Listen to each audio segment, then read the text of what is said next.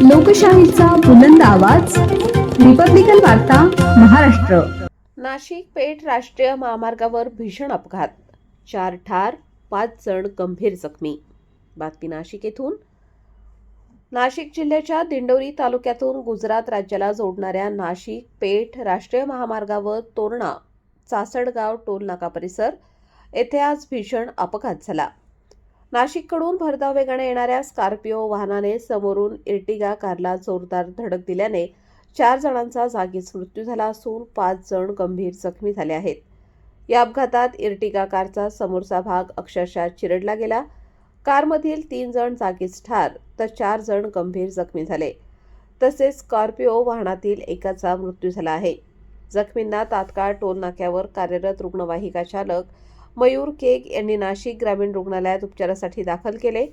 अपघाताची सविस्तर माहिती पोलीस सूत्रांकडून मिळालेल्या माहितीनुसार दमण जिल्ह्यातील सिल्वासा येथील इर्टिगा कार क्रमांक DD01 AA 9013 पेठ रोडने नाशिककडे येत होती।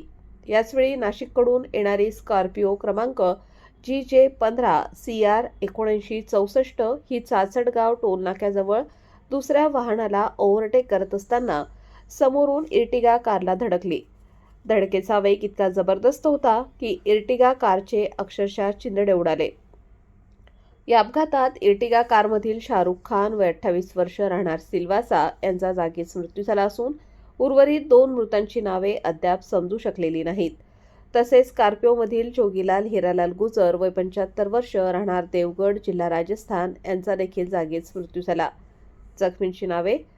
या अपघातात जखमी झालेले पुढील प्रमाणे: किसनलाल हिरालाल गुजर वय 45 वर्ष, गणेश किसनलाल गुजर वय 42 वर्ष, खुशी किसनलाल गुजर वय 12 वर्ष, पूनम गुजर वय 20 वर्ष, सर्व राहणार जिल्हा रायगड राजस्थान। सर्व जखमींवर नाशिक ग्रामीण रुग्णालयात उपचार सुरू आहेत। पोलीस व मदत कार्य। घटनेची माहिती मिळताच दिंडोरी पोलीस स्टेशनचे निरीक्षक Raghunath Shegar, police Naik Sanjay Gaikwad, PSI Khule, police हवालदार पानसरे, PC जोपळे, महामार्ग पोलीस PSI दीपक दौंडे, सहाय्यक पोलीस निरीक्षक मीरा अदमान, पोलीस हवालदार बोडके, पोलीस नाईक कोळी, पोलीस कॉन्स्टेबल शेख ढगे मस्ते आदींनी घटनास्थळी तात्काळ धाव घेत मदत कार्य केले व वाहतूक सुरळीत केली। या प्रकरणाचा पुढील तपास दिंडोरी पोलीस करीत आहेत। अपघातांची मालिका, नागरिकांचा इशारा। नाशिक पेठ रस्त्यावर सातत्याने अपघातांची मालिका सुरू असून विशेषतः चासडगाव परिसरात अपघातांचे प्रमाण मोठ्या प्रमाणात वाढले आहे। रस्त्याची अरुंद अवस्था व डिव्हायडरचा अभाव यामुळे अपघात होत असल्याचा आरोप वाहन चालक व स्थानिक नागरिकांनी केला आहे।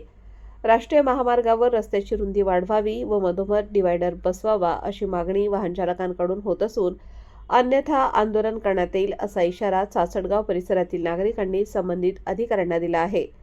रिपब्लिकन वार्ता महाराष्ट्र न्यूज नांदगाव प्रतिनिधी Muktaram Bagul, Nashik. Subscribe now and press the bell icon.